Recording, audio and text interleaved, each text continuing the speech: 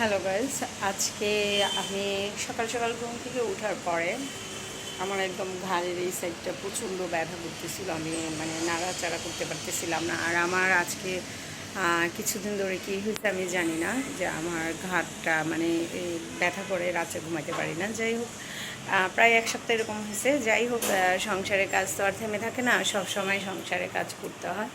তো আজকে আমি সকালে ঘুম থেকে উঠে নাস্তা অলমোস্ট করে ফেলছি। এখনও হইলো আজকে কি রান্না করব চিন্তা করতেছি, তারপরে রান্নার জন্য কি রেডি করব তাও চিন্তা করতেছি। দেখি ঘরের ভিতরে বাজার কিছু নেই, তো দেখা যাক যে আমি কি রান্না করতে পারি আজকে। তো আজকে চিন্তা করছি যে ফ্রিজে তেমন কিছু নাই। তারপর আমি আপনাদেরকে নিয়ে দেখতেছি কি কি আছে ফ্রিজে। করে নিব। ফ্রিজের একদম কারেন্টের সুইচগুলোও নষ্ট হয়ে গেছে। এখানে দেখি যে কি আছে, অনেকগুলা মুরগির হাড্ডি আছে।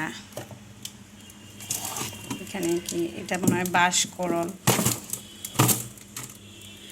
এইগুলো মুরগির বুকের হাড় হুড় আছে। আর এখানে পিঠা, এখানে টক দই।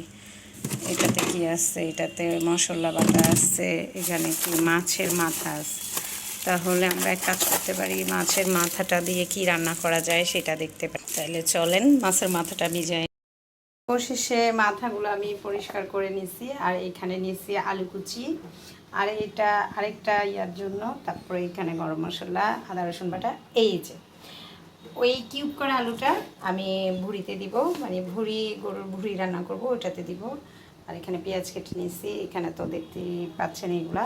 আর এটা তো এখন আজকে ফ্রিজে যখন দেখছি কিছুই নাই, কিছু নাই বলতে মাছ নাই।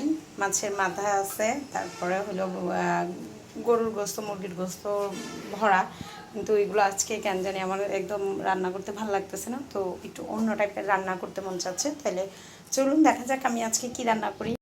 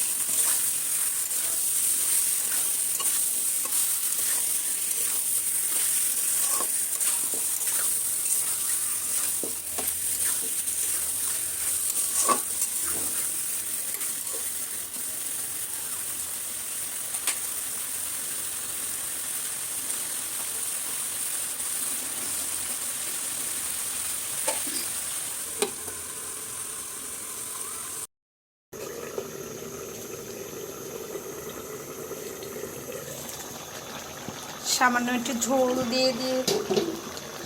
ঝোল দিয়েছিলাম, সামান্য একটু ঝোল দিছি একটু, যাতে আলুটা সিদ্ধ হয়ে যায়, মাছটাও সিদ্ধ হয়।